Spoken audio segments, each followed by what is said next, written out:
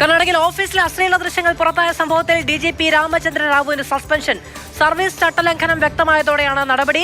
രാമചന്ദ്ര റാവുവിനെതിരെ അന്വേഷണം നടത്തുമെന്ന് ഇന്നലെ മുഖ്യമന്ത്രി വ്യക്തമാക്കുകയും ചെയ്തിരുന്നു.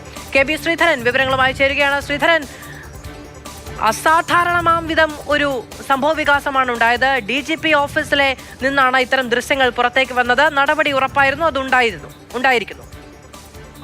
ഏതായാലും ഈ ദൃശ്യങ്ങൾ വ്യാപകമായി പ്രചരിച്ചതിന് പിന്നാലെ ഈ വിഷയത്തിൽ കർണാടക സർക്കാർ തന്നെ അന്വേഷിക്കുമെന്ന് മുഖ്യമന്ത്രി സിദ്ധരാമയ്യ വ്യക്തമാക്കിയിരുന്നു. ഇന്നലെ ആഭ്യന്തരമന്ത്രിയെ നേരിട്ട് കണ്ട് വിവരങ്ങൾ ധരിപ്പിക്കാൻ ഈ രാമചന്ദ്ര റാവു ശ്രമിച്ചെങ്കിലും അദ്ദേഹം അനുമതി നൽകിയില്ല. ഏതായാലും ഇപ്പോൾ സർവീസ് ചട്ടങ്ങൾ ലംഘിച്ചു എന്ന് പറഞ്ഞുകൊണ്ടാണ് അദ്ദേഹത്തിനെതിരെ നടപടി വന്നിരിക്കുന്നത്.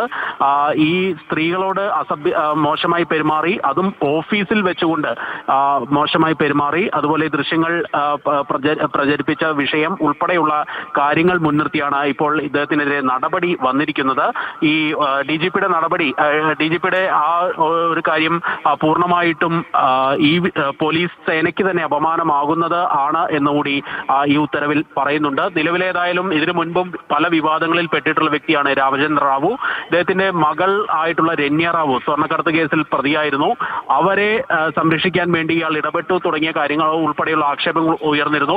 അന്ന് നിർബന്ധിതമായിട്ടുള്ള അവധിയിൽ പോകാൻ സർക്കാർ അദ്ദേഹത്തോട് നിർദ്ദേശിക്കുകയും ചെയ്തു. അതിനുശേഷം ഇപ്പോൾ സർവീസിൽ തിരിച്ചു കയറിയതിനു പിന്നാലെയാണ് ഇപ്പോൾ ഇങ്ങനെ ഒരു വിവാദ വീഡിയോ പുറത്തു വരുന്നതും അദ്ദേഹത്തിനെതിരെ നടപടി ഉണ്ടാകുന്നതും.